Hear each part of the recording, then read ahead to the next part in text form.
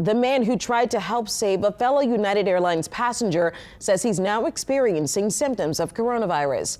It's a story we've been following closely. The flight was en route to Los Angeles last week when the man became unresponsive and several people began chest compressions to try and save him. Jade Cunningham has more.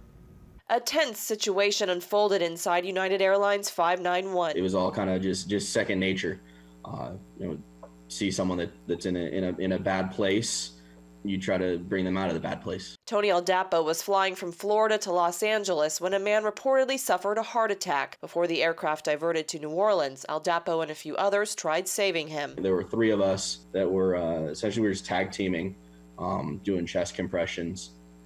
I said probably about 45 minutes. According to the Jefferson Parish Coroner's Office, 69-year-old Isaiah Hernandez died at Ochsner Medical Center in Kenner. The cause of death was acute respiratory failure and COVID-19, a diagnosis Aldapo says Hernandez's wife hinted about. She told me, he had symptoms. He was short of breath, and she just wanted to get him home. And they had planned on getting tested this week. In addition to requiring face masks, airlines have also increased air filtration, cleaning efforts, and have limited food and drink service. Others, like Southwest, are also boarding 10 at a time to try and keep people from crowding. United Airlines passengers must fill out a ready-to-fly checklist, which acknowledges they've had no symptoms 2 weeks before boarding. American, Delta, and other carriers require their passengers do the same, and it's up to the passengers to be forthcoming. Essentially, I just feel like I got hit by a train. Aldapo is now experiencing symptoms himself, but says if he found himself in the same situation, he'd do it all over again. Jay Cunningham, Eyewitness News.